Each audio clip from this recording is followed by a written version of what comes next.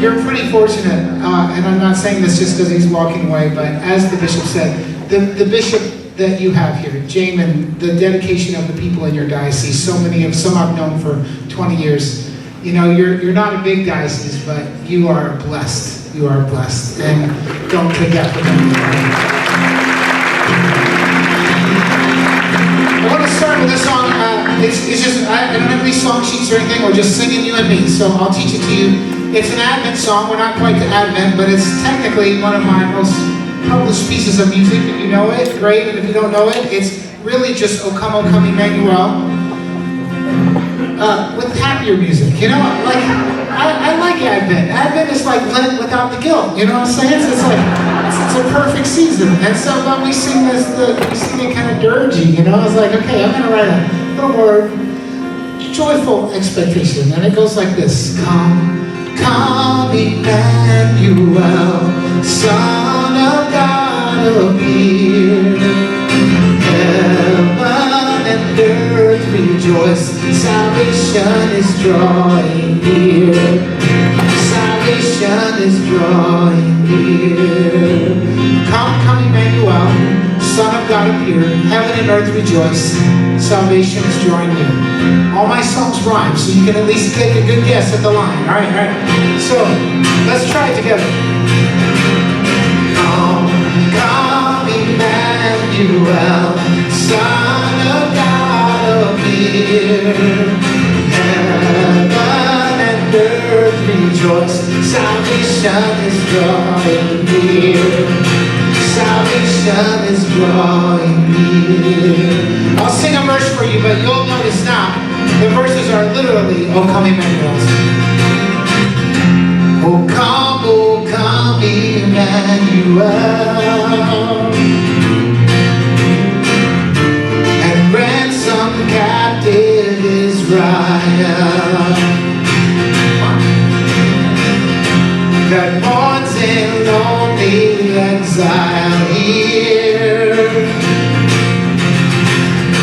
until the Son of God appear. Here we go. Oh, come Emmanuel. Come, Emmanuel, Son of God, appear. Heaven and earth rejoice, salvation is drawing near. Salvation is drawing near. So I did begin this journey of music and ministry and publishing and working in parish and out of parish settings way long time ago.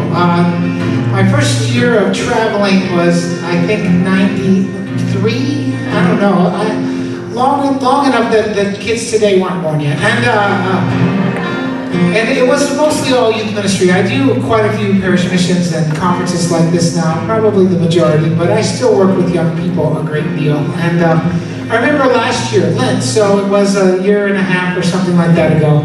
Last Lent, I was doing a program at a parish, and it was maybe this size even, you know, and it was a good night. I thought it was a good night, and this man came up to me. He had a son with him, but he came up to me and he said, thank you for tonight. I really appreciated it, and I needed something like this, and I think I didn't realize that. I'm so happy that I came, and appreciate what you said, which I don't ever take for granted. Never. I'm still a kid at heart. You know, when I go to big conferences and I see speakers that wrote a book that I read, or, you know, Bishop Barron or some famous guy, you know, I want to go meet him. And then when you go meet him and then they aren't paying attention, isn't it a downer, you know? So I try to always be, I know we're just human, I've probably done it too, but I try to be paying attention. So I looked at this man and I said, well, thank you for coming. You can appreciate something I said only because you made the decision to be here and to let God work in your heart. So thank you for doing that. And he said, well, that's nice of you to try to turn it around, but I didn't decide to come here. My wife made me come here. It happens a lot, actually. He said, but I'm glad I did come. I'm like, well, me too. And he said, I enjoyed the whole program, I just didn't like the first song. That's what he said. Yeah. I wanted to say, dude, an hour ago you didn't even want to be here. Now you're an expert? You know, I don't know. Just take the good with the bad, whatever, you know. And This was not the first song. It was a different first song because it was Lent, and we were singing a song that it's called "Fill Me, O God." It's not a terribly well-known song, but it's similar to that song "Open My Eyes, Lord." I bet you know that one, where only one word changes. "Fill me, O God, pour out your holy love. Fill me, O God." And then the next verse, "Reach me, O God, pour out your holy love." And then the next verse, "Change me, O God, pour out your holy love. Change me, O God." And he said, I just didn't like that third verse. It made me uncomfortable that you're implying that there's something about me I need to change. Right? What's scary is I do this sometimes and nobody laughs, you know, and I'm like, yeah, you mean like pride? You know, just throwing one out there for you. I did not say that to him. I did not say that, but I was thinking it. I was thinking it, and I didn't say it because, you know what? And let's be honest. The difference between him and most of us is just that we wouldn't say it. You know what? A lot of us actually believe the world would be a better place tomorrow if everyone else would wake up and finally realize that we are right about everything. So that would be a good way to go. And I think that it's so inspiring for me to see you here today, because the truth is, the day that we wake up and look in the mirror and go, you know, I've learned everything there is to learn, and I've done everything there is to do, and there's nowhere left for me to grow and nothing left to change. That's a really dangerous day, you know. That's a day that we forgot to let God be God. And so why would we be here? So that we can be formed into the image of Christ. That it's more in the Eastern Church. You know, because liturgy is my thing, and I took a class on the Eastern liturgy, and you know, there's more of a sense of divinization, the way they say it, and wholly in the Catholic Church, in the Eastern rite of the Catholic Church, they would say that we receive communion so that we are daily formed more and more into the image of Christ. We are being made into an image of God. And that is such a powerful image in a world that is desperate to know hope and love and truth and faith. And we find it by receiving Christ and by being formed more and more into Christ. And that's who we're called to be. Sing this with me.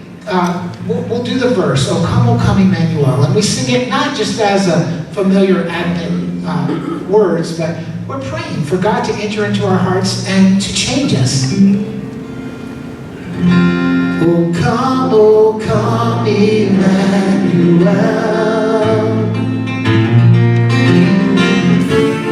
Ransom captive Israel that mourns in lonely exile, that mourns in lonely exile here,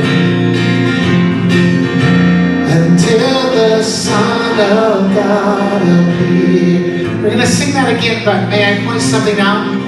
O come, Emmanuel, and ransom captive Israel that mourns in lonely exile here until you appear. You know who we're singing about, right? Right. That's not a historical country. That's you, right? That's you and me. We wait in expectation and joyful hope. Christ comes to rescue us. So from whatever it is that binds you, whatever hurt, whatever sin, that's what we're praying for freedom from. So let's sing it one more time. O come, Emmanuel,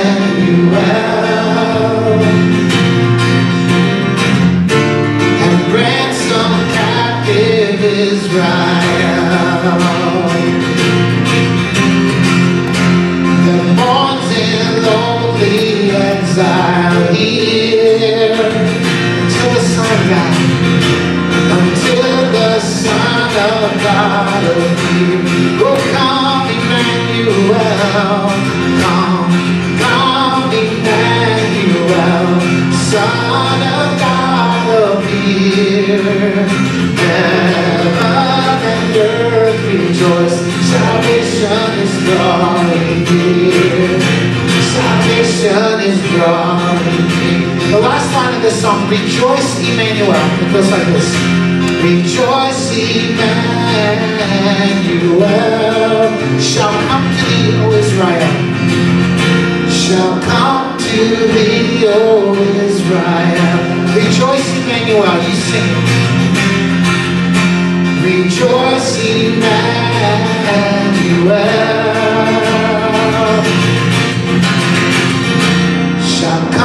to thee, O Israel.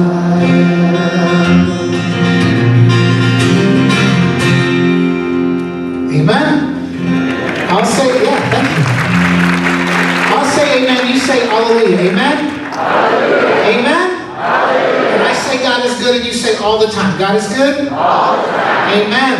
Hallelujah. That's good. All right. So I just returned. I've lived a crazy month. Besides what I shared with some of you, if you were here early, my father is not well, and that's sort of a drama going on in my family today. And then, praise God, he was okay in the last month because my wife and I went to the Holy Land. We led a pilgrimage to the Holy Land, and I mean this as just a crass commercialism. We led a pilgrimage to the Holy Land with Father Leo Padalingha. Father Leo is the cooking chef and priest, right? You know him?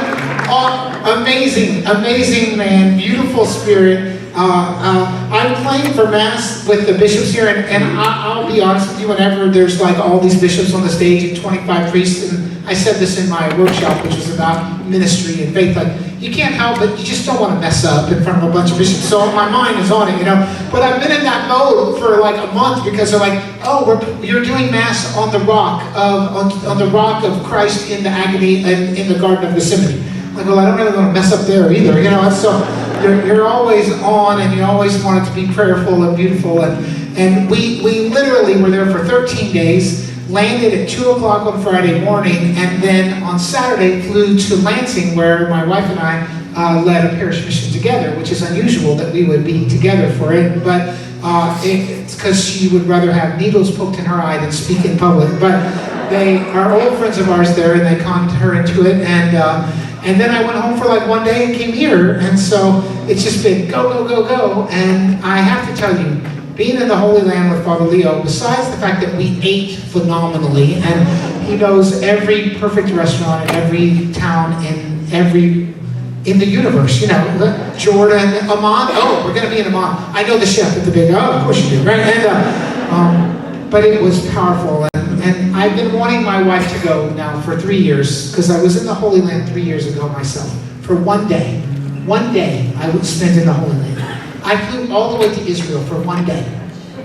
Right, it was stupid. And I did it because a company in Australia, I do this in Australia quite a bit. They speak the same language as us and they appreciate humor. So I go to Australia, and there's a company there that was making a high school textbook curriculum and Catholic school curriculum, and they wanted these videos about the life of Jesus, and there's 4 or 5 people speaking on them. And the theory was the 4 or 5 people would travel the Holy Land for 2 weeks and make these videos along the way. I couldn't do that, I was busy, but they wanted me on there. They're like, you need to come. And I'm like, well, I can come for like 36 hours, literally. They're like, we'll do it, because otherwise we don't have enough faces on the video. We'll just do all of yours in 2 days.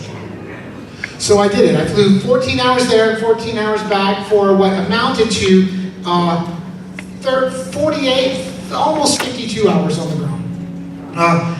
It was a whirlwind tour, and if I could take you to one place, that would be impossible, but I would probably take you to Capernaum, because it tells the story that every Christian heart needs to know, which is you're walking. Capernaum is the ruins of the 3rd century town of Capernaum.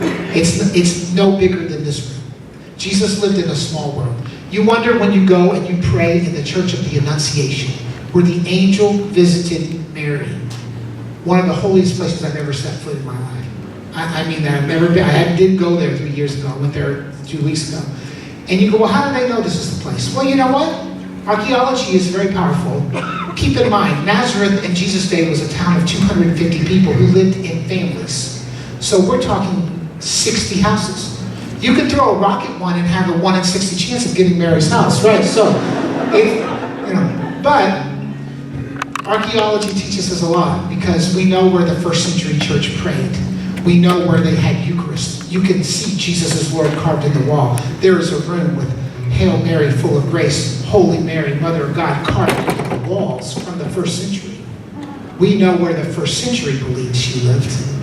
And I'm going with them, right?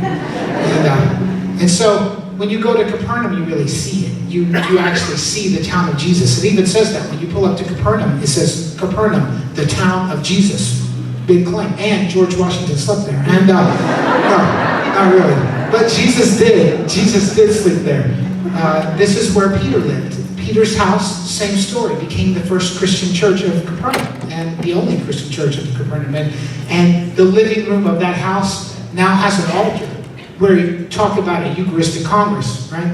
An altar where Christians were praying there in the first century around this altar. And the word for what they were doing was Eucharist. Don't let anyone, and I mean this with respect, don't let anyone who's not Catholic convince you we made this stuff up in the Middle Ages, right? In the first century, they named what we are doing Eucharist. And in the first century, they risked their lives to gather around that altar and pray prayers, a few of which are remarkably similar to the words we say 2,000 years later. And they believed this Eucharist contained within it everlasting life. And it was carried to the sick and the imprisoned. And people risked their lives to be there.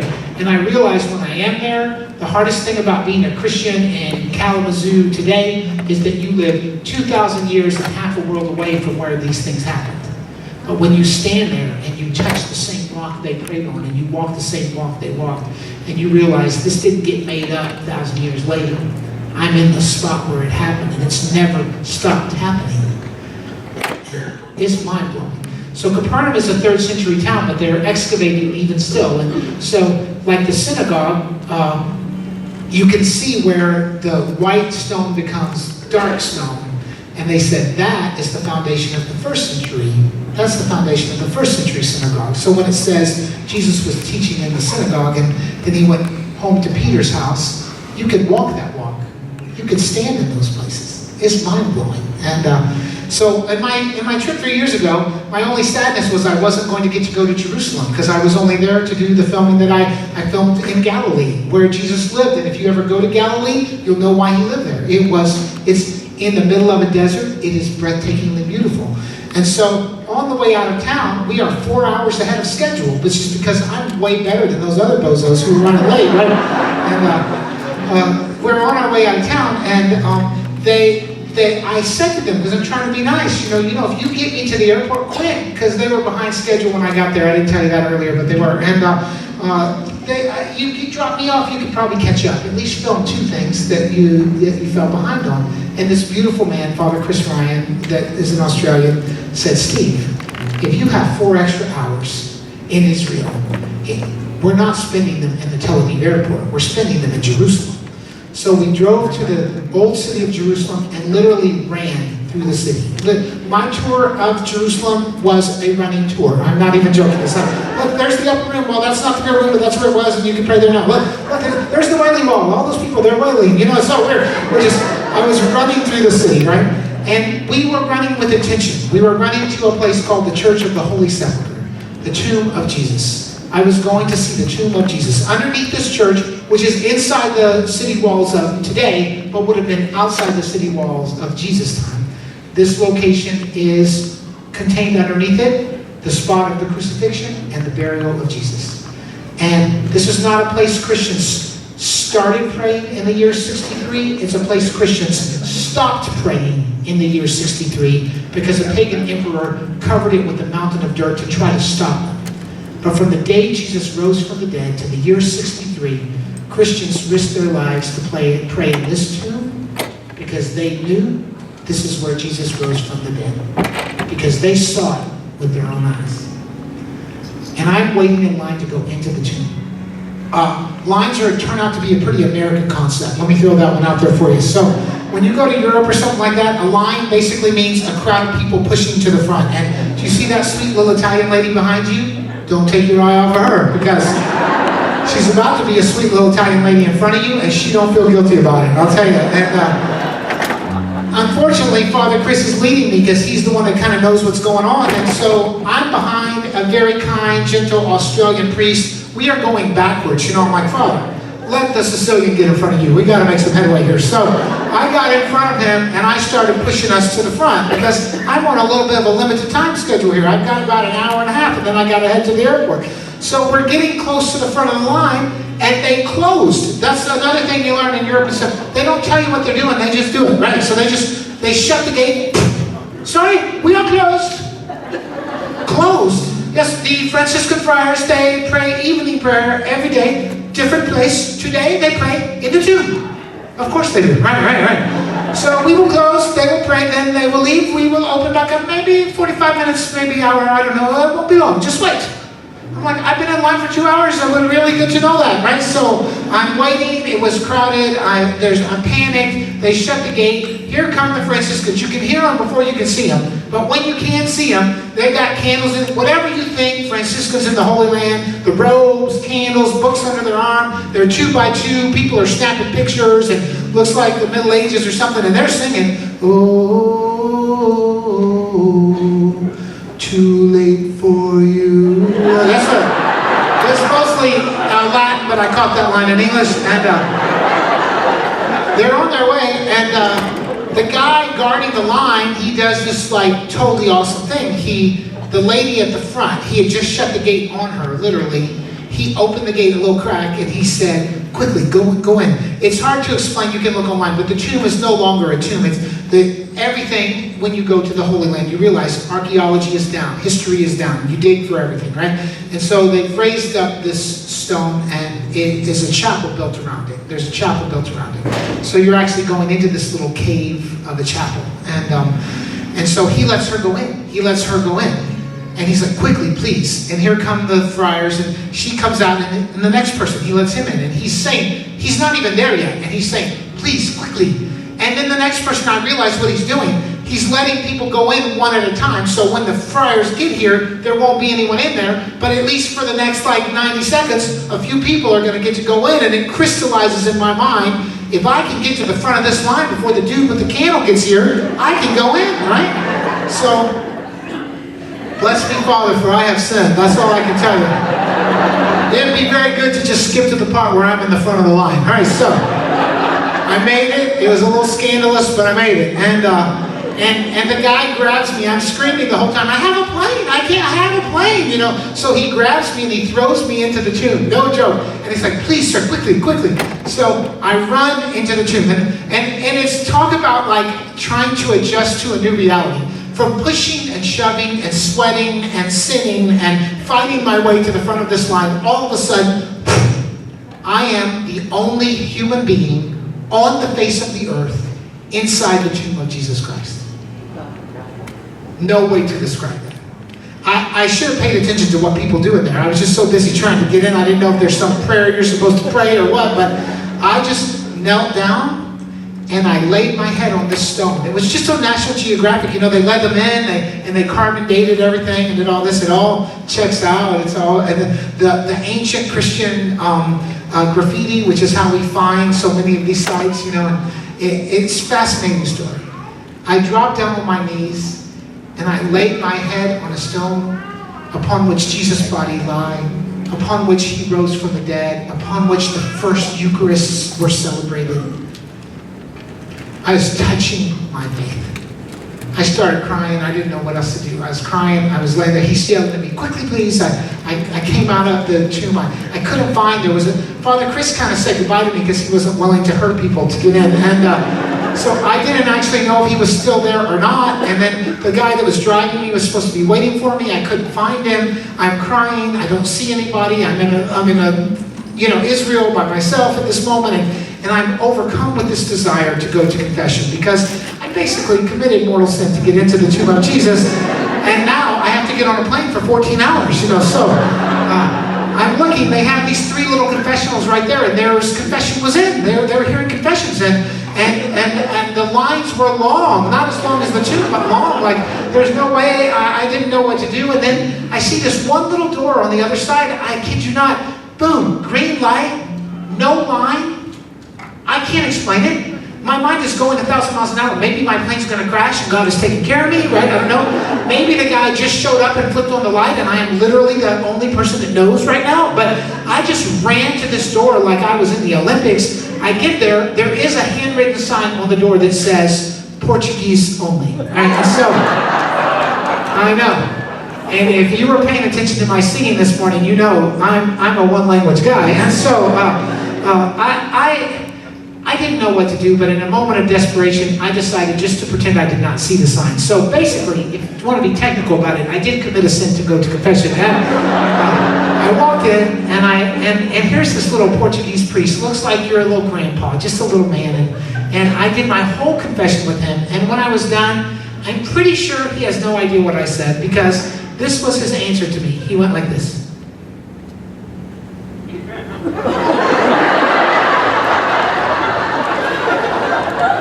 Okay, that's what he said. Okay, right. And we go, blah, blah, blah, blah. I'm pretty sure I've gotten forgiveness now, you know. And then he hands me a little holy card, and he does it so beautifully. He hands it to me, but when I reach my hand out for it, he grabbed my hand with his hand. And so we were holding hands, and we both had the card. And he spoke to me in very broken English. It was beautiful, and he just gave me my penance in English. It was hard to understand, but I got it, and I started crying again, you know. And I told him, and I'm pretty sure he didn't entirely get what I was saying, but I think he gets a little English, because I told him, I'm like, Father, I can't explain to you that I was here for 2 days, and I am touching Jesus, and I don't want to go. Like, I am not ready to leave. And he says to me, oh, okay, change your penance. So he speaks a little English to me. I'll make it a little more easy to understand. You have to say it twice for me to get it. But he said, wait until your plane is flying. And then put your hands like this and breathe. He made me do it. He lifted my hands and went, breathe. So I did it. Humor me if you would, just one time. Not a joke, one time, just breathe. He said, do you feel this? Do you feel your breath hit your hand, bounce on your cheek? I said, yes, Father. He said, wait till you are leaving. And then go like this. And say, thank you, Jesus. Thank you, Jesus, that you are here. Many people never be here. And then he said, but then you go, and you remember, no matter. It does not matter that you were here. It does not matter that you came. It does not matter that you go. As close as your breath is to you, God is this close to you always, no matter where you are. Right? I got on the plane and I wrote this song. I wrote a song. You'll hear him in it. The Holy Land is all in it. Maybe you wouldn't notice it before, but now you know. You'll hear Galilee and the sea in his words. I'll sing it for you. You are the potter, we are the clay. You are the shepherd, guiding the way. You are the star that brightens our nights, leading us home, leading us home. Lord, we belong to you alone. Knowing your voice, we are your own. When we wander far, as close as our breath you are. For you are the potter, we are the clay. You are the shepherd, guiding the way. You are the star that brightens our nights, leading us home, leading us home.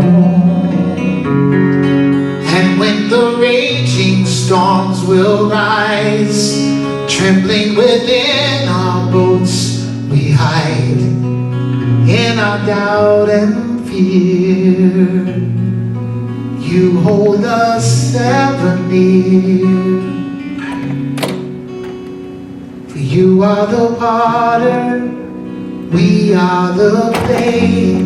You are the shepherd, guiding the way.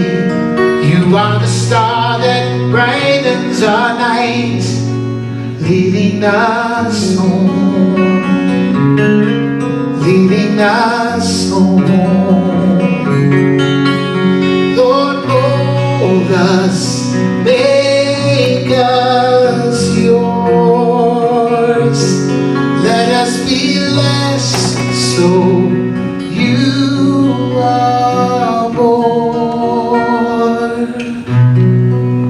You are the potter, we are the clay. You are the shepherd guiding the way. You are the star that brightens our darkest nights, leading us home, leading us home, leading us home.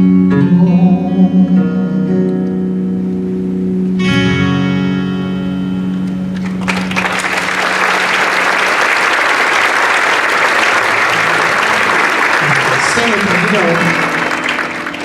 Here I am, Lord. Is it I, Lord? Is it I, Lord? I have heard you calling in the night.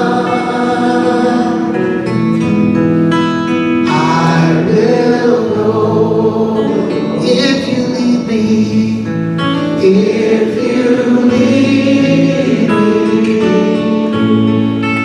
I will hold your people in my heart. So let me pull a few thoughts together here. First, least important, because I'm going to forget to say. So Father Leo and I are going to Italy next year. I'm sorry for the commercialism, but you should come because it's amazing. And I didn't want to go to Italy with him. I'm like, Father, please, I've been to Italy 1,000 times. Like, take me somewhere. And that's because of my job. I get taken to Rome because we're Catholic. And so groups say, come with us, come with us. And of course, if you know Father Leo, he's like, oh, if you haven't been to Rome with me, you haven't been to Rome. And he's kind of right. I find pilgrimage so meaningful. At the same time, contradiction. Do you know what I learned from my pilgrimage to the Holy Land? I don't have to go anywhere. You don't have to go anywhere. It's amazing. Bishop said this so beautifully in his homily today. It's amazing to touch a stone where Jesus' body lay. But I'm Catholic. I touch the actual Jesus every time I go to Mass, right? Amen? Amen? It's extraordinary. You're not going to get any closer than that. You're not going to get any closer. The one thing I learned from going there that I hope I can share with you is that for them, in that little living room in Capernaum that was Peter's house, when Jesus said, I will be with you always, even to the end of the world. This is my body, this is my blood. Do this in memory of me. When they did it, pretty tangible connection. Because he just said it. And he was just sitting here a few days ago. For them, tight connection. For you and me, we're 2,000 years later. But the connection is the same. We just got to remember that, right? So you don't have to go anywhere. And the truth is, I think that's who we are called to be. A people who let God be more in us. There's a line in that song, the bridge, mold us, make us yours. It goes, mold us, I'll sing it for you one time. Oh, I just took my cape off too. Mold us, make us yours. Let us be less so you are more. And I think that's what holiness is. It's not a doing, it's a being. Holiness is letting God become more and more in you. You know at least one holy person, the person you would go to in times of difficulty, and you tell them and they pray with you and they hug you, and you would swear on your actual Bible that God was hugging you when this lady hugged you or this guy hugged you, right? And you know what my theory is? My theory is God is hugging you, because that's what holiness is. Holiness is becoming less so that God can be more. I met Pope John Paul, 1,000% holy. And you know, I think we knew instinctively we were in the presence of a living saint. I'm younger than a lot of people in this room, but older than, you know, many. And I don't really remember. I don't remember. Pope John Paul's the first pope I can remember. I grew up in a church with Mother Teresa and Pope John Paul. I grew up in the church of two saints leading the way. Like when people say, I wonder what it was like when St. Francis and St. Clare. I'm like, dude, you know, you did it, right? And I have to be honest, I miss them a little. I do. I grew up in that, and you know, and I miss him. But when I met him, and people that aren't Catholics say he's just a man, I'm like, just a man, born of a woman, goes to the bathroom. Honestly, really, just a man. But he is a man who slowly but surely became less so that God can be born in him. And that is who we're all called to be. I quoted to your children last night, if you sent kids to the youth rally. You know, Pope John Paul wrote before he died, it has been one of my greatest privileges as Pope to canonize so many people who found holiness in the most ordinary circumstances of life. Holiness is not for the uncommon few heroes, but for all of us. I love that. We are called to be holy. And we do that not by trying to be holier than thou, but by actually letting God become more in us so that we become more a reflection of him. I can't think of a better way to do that than just to receive the Eucharist and to pray and to walk out into this world with courage. It's hard to walk out into this world with courage. First of all, we all have our own wounds and our own crosses. I lived in Littleton, Colorado. I played for the funerals of 3 of the teenagers that died in the shooting at Columbine High School. I shared that last night too. I'm not sharing that today. I have a live CD. If you want to hear the witness of that, you can get it there. That's not an advertisement. I don't have time to tell that story today. But I can tell you, you don't ask for those days. You don't want those days. And if you've ever had a tragedy happen in your life, like a sudden one like that, I know my dad is dying and I can't not think about it and talk about it, but I had my best friend tell me, you know you're so lucky, right? You know, you're saying goodbye. We don't always have that opportunity. And at the shooting at Columbine, we didn't have that opportunity. And when a tragedy happens, you know, there's this feeling that you can just somehow grab time and pull it back 30 seconds. Because before that phone rang, I was making cookies and everything was fine. And now the phone rang and nothing's ever going to be fine. Those are hard days. And I don't entirely understand why they happen. It'll be my question for God, but I don't understand either. You know, when people say to me, why did God let these things happen? I always say, I don't know why, but I do know he did let them happen to his son too, who people forget, sat on a rock that I just touched and prayed with all his might till he was literally sweating blood. Father, please, please, if there is another way, I would choose that, please. But not my will, but yours be done. And if that prayer is good enough for Jesus, that prayer is good enough for me. You know what? I don't know why we go through difficult times, but I can tell you a truth that's hard to accept. I don't recommend you walk up to someone who just experienced a tragedy and you try to tell them this good news, okay? It's not the right moment, I promise. Because it hurts and it never goes away.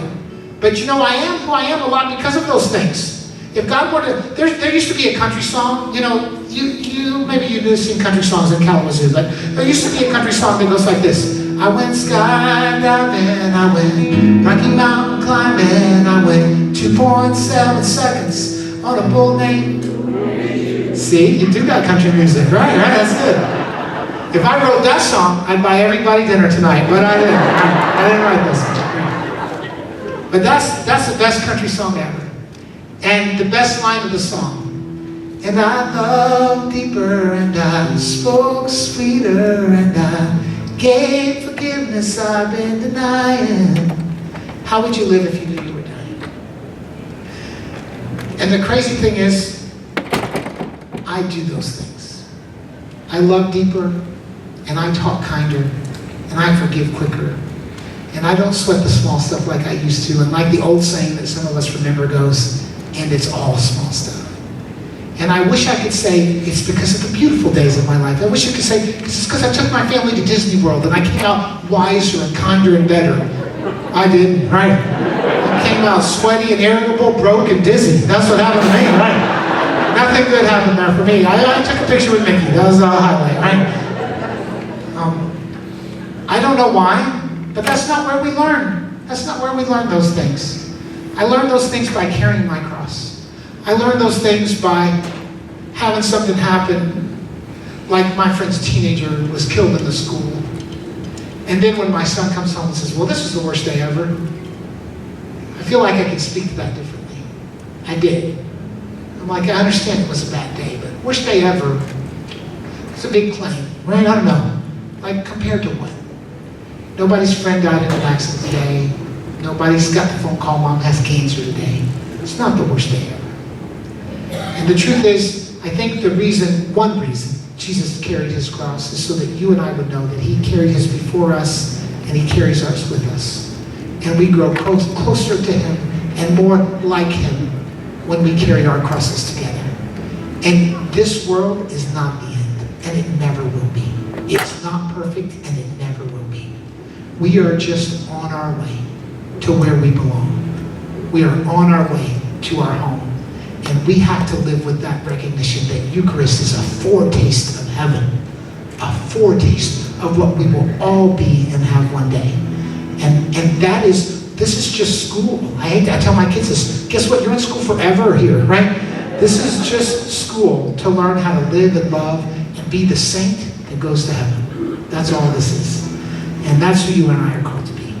And then my last one. So number one is, as close as our breath is God.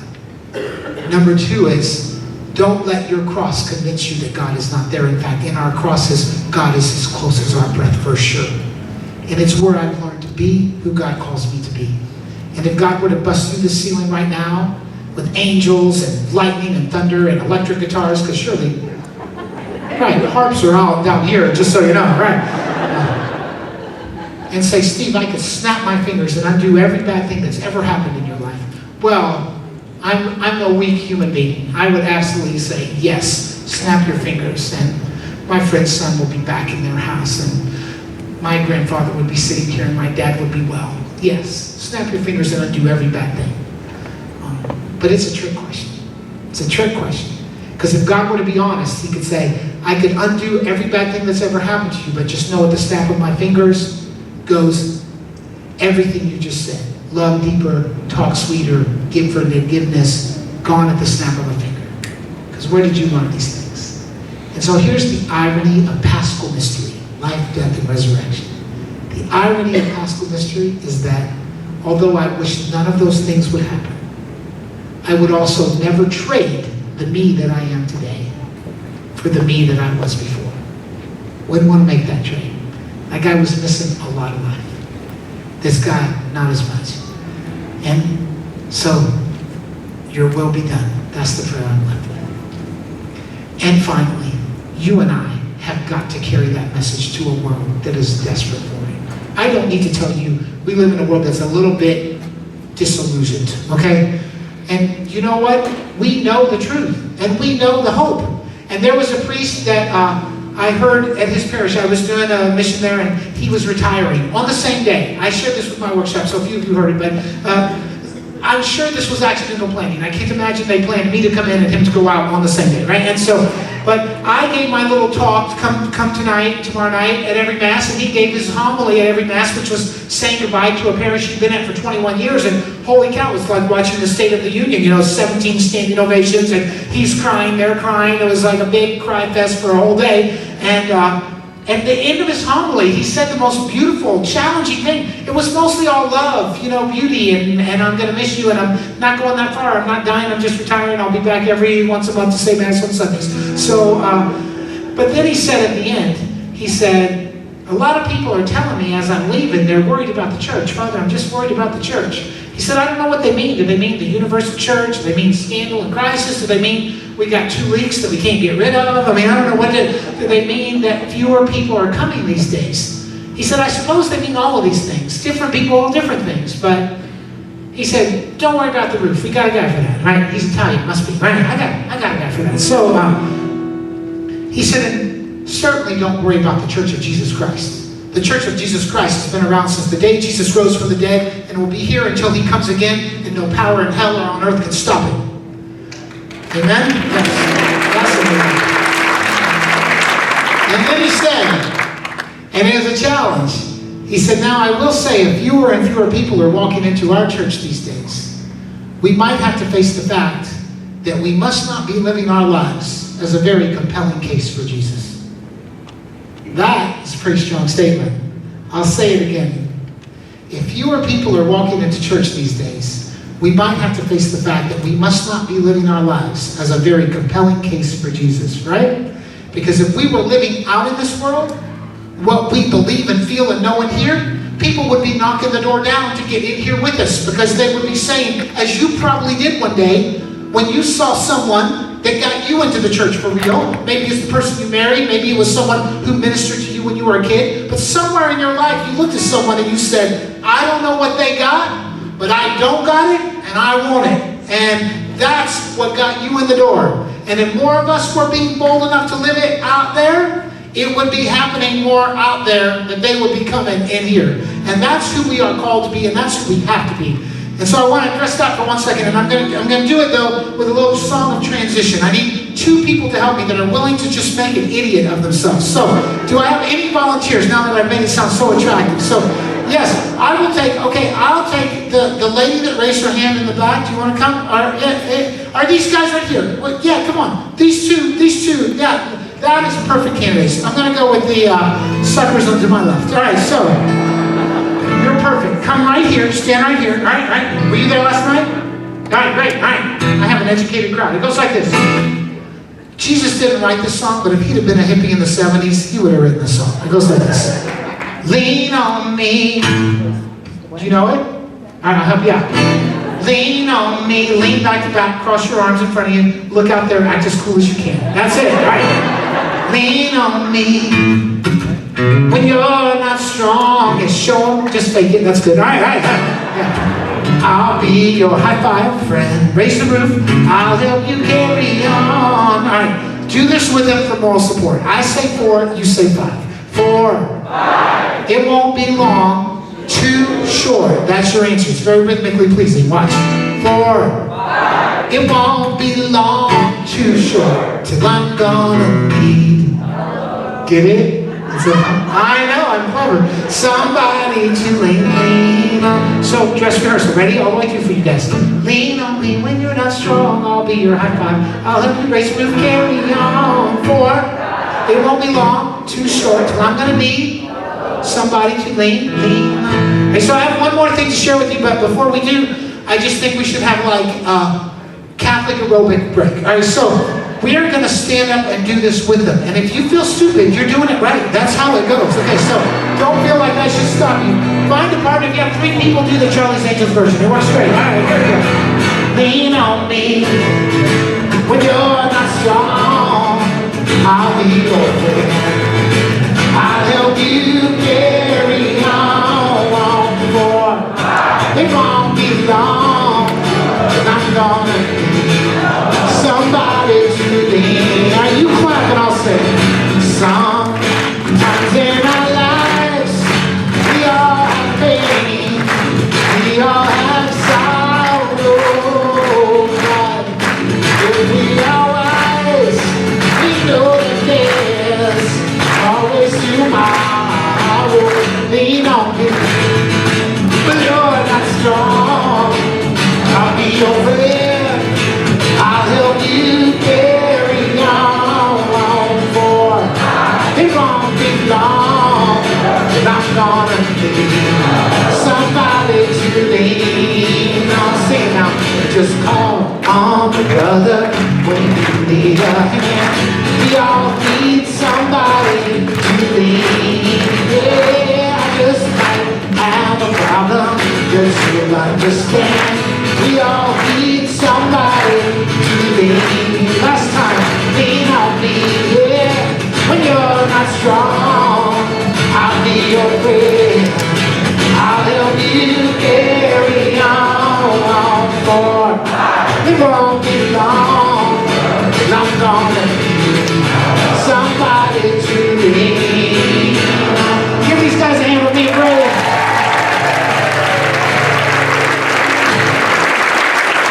I'll see you right where you are. I have the occasion to do, I was doing a nearly identical event to this one. I was in Amarillo, Texas. If you, this is a little fidgety. If you've never been there, I'll give you a little tip, don't go. And it's not that it's a bad place there, it's just that there's nothing there. And so I was in Amarillo. It was 3-day kind of a convocation of the diocese. I think it was an anniversary, 100th year of the diocese, something big deal. All the surrounding bishops, priest speakers, musicians, which I was privileged to be one of. And the hospitality committee for the weekend was actually a community of sisters that does live in Amarillo, and they're real. You can look them up online. They're called the Disciples of Our Lord Jesus Christ. That's the name. Disciples of Our Lord Jesus Christ. Big name for a little community of sisters with a terrible website. They obviously don't know what they're doing, but they do have a website, and they take prayers on the website. So if you go on there and you put, and they when they pray, stuff happens. And I will never forget these sisters. They're Franciscan. They wear a little brown habit with a little blue peeking out. And the first thing I noticed about them, to be honest, is that when you talk to them, they listen to you. I know. And you don't realize people aren't listening to you until someone listens to you, right? And like, hey, they're not thinking about what they're going to say next, or checking their buzzing phone, or they're just looking at me and seem to be actually interested in what it is I'm saying. And it was captivating. They were captivating. And they pray for everything, no matter what, no matter how small. So whatever you tell them, it's like, you get used to it. At first, it's kind of space invading because they get all on you. You know, it's like, oh, I have a little sore throat. Oh, let's pray. And they like, little charismatic, not like huge, but a little bit. They pray, they sing, their arms are in the air, they're the real deal. And no, if you got a problem, you get used to it after a while. Like, I'm on the phone with my family. How's everything going? Good, good. My son has a big test. And you just lay out because you know the prayers are coming in, right? So when the whole conference is over, my plane was at night, and I don't know why, but fortunate, happy circumstance, because they said, we're going to take the other speakers to the airport, you rest in the hotel, and if you don't mind, we'll take you out to dinner before we take you to the airport. And I'm like, oh, sure, yeah, I've never been asked out by a nun before, that's great. So I say yes, and then they say, is there anywhere you want to go? I'm like, oh, I don't know, that's some great Mexican food. So we go to this little Mexican place. And they pick me up, we walk in. If you've never walked into a restaurant with 8 nuns, let me tell you, you're missing one of the great experiences of life. I'm not kidding. It's a show-stopping moment, right? It sounds like a joke. 8 nuns walk into a bar, right? So, but you go in, and we're, like, our table, of course, is in the back. So we're in a single file line, and we look like the Madeline cartoon, if you have any children, you know what I mean? And we all go back there, and everybody's looking. It's like, la, la, la, la.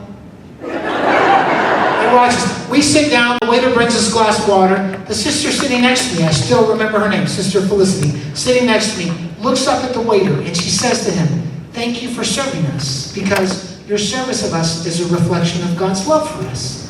And when you do this for me, I see Jesus in you. Right. Beautiful. Very obvious that the waiter had never heard this before, okay? He did not, he just stared at her for the longest time, and he said, and I quote, I'm Catholic. That's what he said, right? So, I don't even know what that's supposed to mean. Like, I feel the love, sister. I feel the right. He should not have said that, because then she said, that's beautiful. Did you go to Mass today? Oh, sister, I had to work. Restaurants are weekend business. And she said, well, let's pray, because it's the Lord's Day. Very important. Jumps up, grabs his hand, starts praying in the aisle of the restaurant. You think people were watching us before. No, they're all in, right? And when she's done, out of her pocket came, I'm going to guess, 500 holy cards. Okay, so she's got like a stash in 2 different places. At first I thought it was like a sister business card, like here you go if you need a prayer, but they were all different. And I did not know they were different because I could see them. I knew they were different because she could not find the one she was looking for. So she keeps searching, and finally finds it and says, here we go, let's pray this prayer. Very beautiful. And then there's a quote on the bottom, our hearts are restless till they rest in thee, till we let God fill that space. And this is the guy who said it, St. Augustine. Very wise, doctor of the church. We listen to everything he said. You can keep this, pray this whenever you want. And he was a lot like you, didn't go to Mass for 30 years. Bam! I know, you gotta be a sister to get away with that, but yes, she did. Catechized and evangelized in the aisle of the restaurant, right? So he walks away with his holy card. You know, we finish dinner. He comes back with the bill, and then the little head sister says, please tell your manager, this has been a lovely experience. The food, the hospitality, we couldn't ask for anything more. And he just melted, like, oh, sister, wait, please. Please, that's the manager over there. It's not going to be the same coming from me. You stay here. He goes and gets the manager. He comes back, and the manager sits down, because he's a manager, he's got time. And so they start talking, and she says all this to him. He starts to cry, literally crying. He's like, thank you, sister. Thank you for choosing our restaurant. And here's my card if you ever need anything, catering. We do a lot of stuff. Don't worry about the money. We'll figure that out. And sister, I am Catholic. Right? I just started praying right then and there. Please, Jesus, tell me he went to Mass today, because there's a speech and a holy card and a whole deal, right? He did. He went to Mass this morning with his wife who sings in the choir and his mama who can't drive, but that's okay, because he drives his mom to church because he's a good boy. I saw pictures, lovely couple, there they are on their honeymoon, married 4 years. Do you have any children? Sister, we have tried so hard to have children, but we have not been able to have any children. Well, yeah. The nuns were all over that one. Okay, so just tell us your wife's name. We will start praying for you. They did not mean later in the chapel. Okay, up they go. 8 nuns around in a circle laying hands on the manager, praying for babies in the aisle of the restaurant. And when they are done, you've never seen this many holy cards in a Catholic bookstore. Out they go. Pray this 9 days in a row. St. Gerard, St. Jerome, one of them makes babies. Bam, bam, bam, bam. Right. He walks away with the encyclopedia of the saints, right?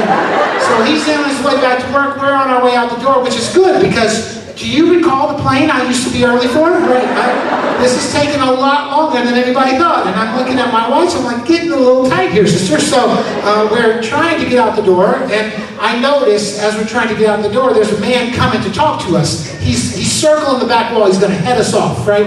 And I don't know if your work or anything, there's just a look to somebody who wants to talk for a long time. And so I see him coming. I'm like, I got to get the nuns out the door. So I'm trying to get him out the door. I fail miserably because everyone's waving at him, saying hi. Some kid grabs my leg and will not let go. Literally, sir. Like, yes. Can I have my picture with the nuns? Right? Like I'm their manager. I don't know. Sure, kid, $5. So take his picture with the nuns. Now the man is here, right? And he doesn't take a long time, but he has a little piece of paper in his hand, and I'm trying to do this without making it mess up. He has a little piece of paper in his hand, and he just hands it to the sister close.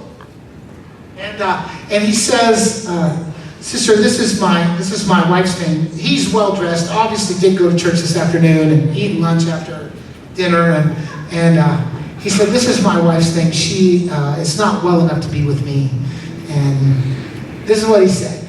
And you don't forget this kind of stuff. He said, we've lived a beautiful life and a faithful life, and of course, we knew the end would come, but it is turning out to be a bit more difficult than we expected.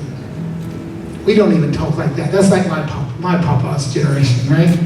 He's like, it's turned out to be a bit more difficult than we expected. And he said, not as a joke, quite sincerely, he said, we're not Catholic, but we do pray, and we know you pray. And today, we find ourselves needing all the prayers we can get. And I wish I could take you to the moment, because if they make a movie of my life, which they most surely will not, but if they do, this would have to be in the movie, because I'm telling you, in a busy restaurant on Sunday afternoon, 2 or 3 rooms, hundreds of people, there is no way those people heard this conversation. But I'm telling you, what their ears did not hear, their hearts did figure out. And when those sisters gathered around to pray for that man, you could hear a pin drop. Like nobody moved. The servers stopped. And that is not an exaggeration. And we stopped, and a restaurant full of people, maybe not having any idea what they were praying for, but they knew we're praying for this guy. And we prayed.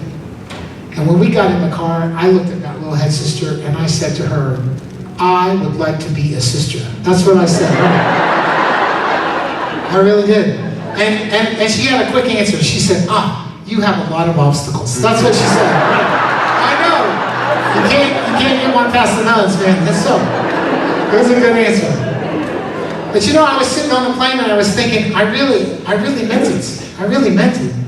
I didn't want to leave them.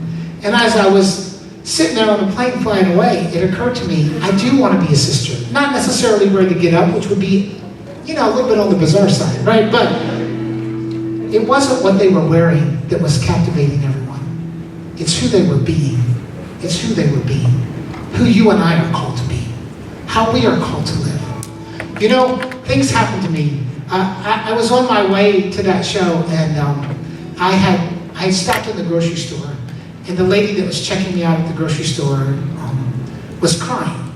She's trying to hide it. You know, she's trying to hide it, but I could tell she was crying. And you know what I said to her? I didn't say anything. Don't get me wrong. What you see is what you get. I'm a really nice guy. I know where they keep the bags. I reached around. I was bagging my own groceries. Keep the change. I was being very overly nice. I am 100% sure she knew I was being overly nice because I knew she was crying. But I'm sitting there watching the sisters change the world, and I'm thinking, you know, I didn't really give God the full shot there, you know? I could have said to her, hey, I'm going to say a prayer in the car that your day gets better. I don't even know if she believes in God, and I see her every couple of weeks, but the sisters aren't exactly taking surveys, you know what I mean? They're just out there living it. They're being a reflection of the light in a world that is thirsty, hungry, searching for the light. And you know, there's a lot more of us than there is of them. And that's what the church is supposed to be. You and me going out there and living it. One of my favorite homilies I ever heard in my life, I was just on the road on vacation, and the priest said, I don't know where the idea is coming from that I'm the one that's living the way that the Christian community is supposed to live. You've got to do that. And this will make sense to you, I was in South Carolina, and he made a NASCAR analogy. He said, I'm just a pit stop. You come in here, get a little confession, get a little Jesus, man, I just change your tires, fill you up. You've got to run the race. You've got to go out there and live it. You've got to be the light of Christ. You've got to do it. This is just a pit stop. We're a good pit stop. But you've got to go out there and be the face of this. That's who you are. You're not coming here and being holy 1 hour a week. You're getting filled up for 1 hour so you can go out there and be that the rest of the other 6 days and 23 hours. That's why we're here. And I found that so powerful. And I want to read this to you, just to wrap this up. I have to move some things around. It's a reading from a book. It's not written by a Catholic guy, but it is one of my favorite. I bought the book purely because of the title. The title of the book is, If You Want to Walk on Water, You Got to Get Out of the Boat. Isn't that a good name? Right. And then I went to the Sea of Galilee, so it's all ringing true. If you want to walk on water, you got to get out of the boat. I bought the book on my iPad because I could. I thought, this guy deserves my $15 just for the name, even if the book is bad. But the book is not bad. The book's actually pretty good. And the introduction says this. He tells the story of Jesus walking on water. It's a good story, right? It's one of my favorite stories in the Bible, and it's perplexing, right? Jesus is coming out. The apostles are scared. It's misty. It's scary. They think it's a ghost. Jesus says, do not be afraid. It's I. And Peter says, well, if it's you, command me to come out on the water. Stupidest thing he ever said, right? Because what's he thinking? What's a ghost going to say? What if it's a ghost? Yeah, everybody jump out. I get you all at once. You know, all right, that's good, right? So why did Peter say it, and why did he step out to begin with? You know and I know with just a moment's thought. He said it because he already knew. He knew it was Jesus. Probably hard to believe it, but he knew it. If he didn't know it, he wouldn't have said it, and if he thought it was a ghost, he never would have stepped on the water. He knew it was Jesus. Then he takes a few steps and he starts to sink, which is the second stupidest thing, right? Because Jesus grabs him and saves him and says, why did you doubt? Which, I agree, like I've never walked on water, but I'm thinking the first step is a scary one, right? You know, like once you're standing there, I'm like, hey, this works, this is cool, you know? But you know and I know that's not true either, because think of all the kids that have learned to ride a bike and they were fine until they turned around and realized Dad wasn't holding on, then they fell. Like, you were fine, you had it, yeah, but I saw the wind, I saw the waves, I felt like I got scared, right? So this is what he says, which I think is awesome. He says, so, the question is, did Peter fail? I suppose in a way he did. His faith was not strong enough, his doubts were stronger. He saw the wind, he saw the waves, he took his eyes off of where they should have been, so he sank, therefore he failed. But here's what I think. I think there were 11 bigger failures sitting inside that boat, right?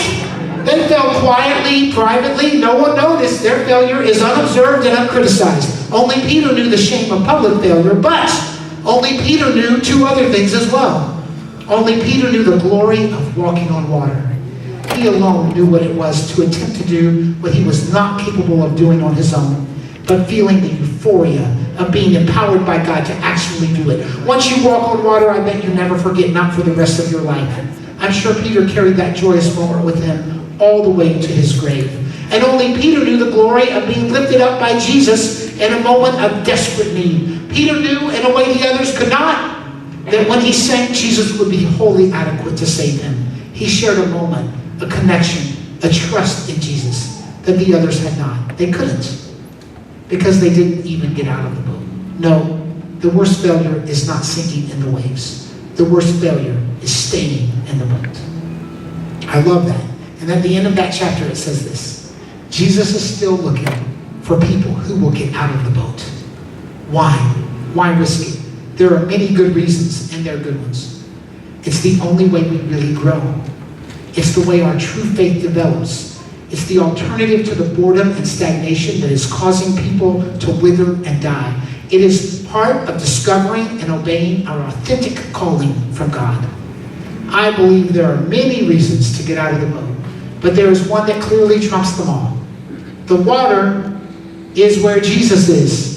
The water may look dark and wet, it may seem scary and dangerous, but Jesus was not in the boat. The main reason Peter got out of the boat is that he desperately wanted to be where Jesus was.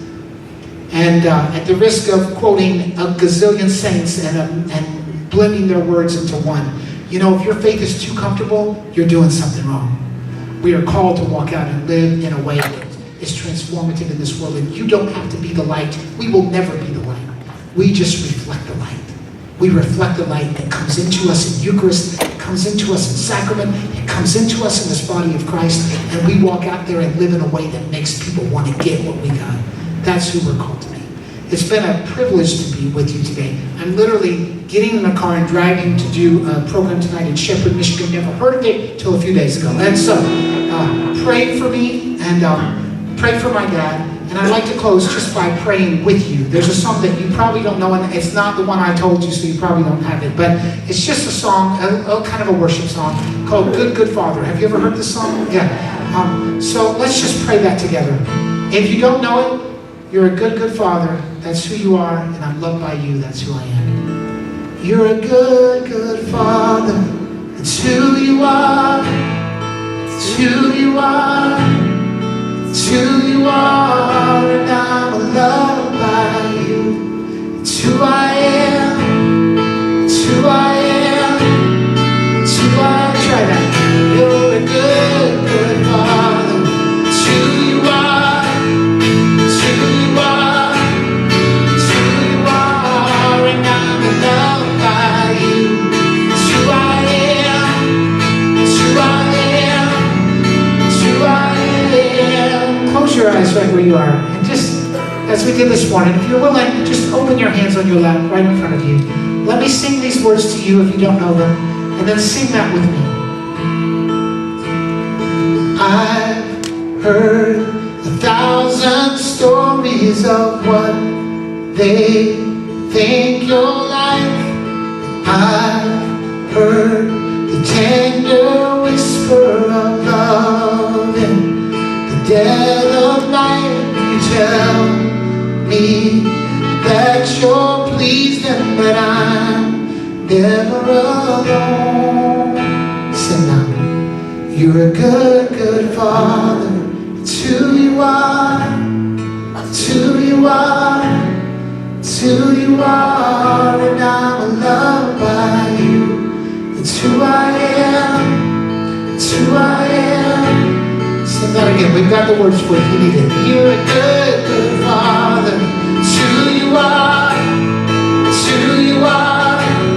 It's who you are, and I'm loved by you. It's who I am. It's who I am. It's who I am. You are perfect. You are perfect in all of your ways. You are perfect in all of your ways. You are perfect in all of your ways.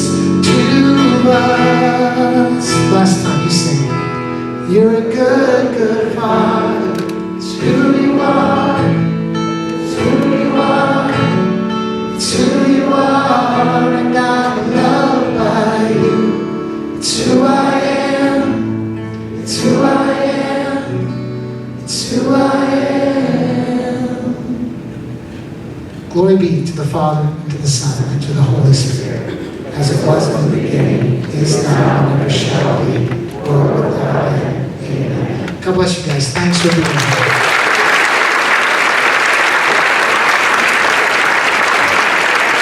Thank you. Very good.